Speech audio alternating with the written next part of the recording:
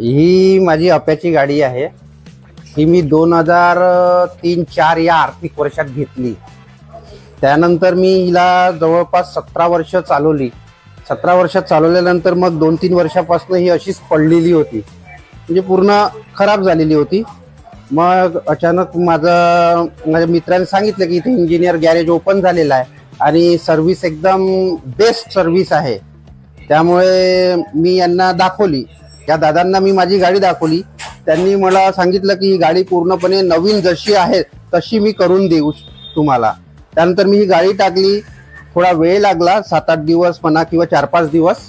त्यानंतर गाडी मी बघितल्यावर एकदम मला असं खूप समाधान झालं की मी माझी जी 2003-04 या वर्षात घेतली होती त्याचप्रमाणे माझी आजची गाडी आहे।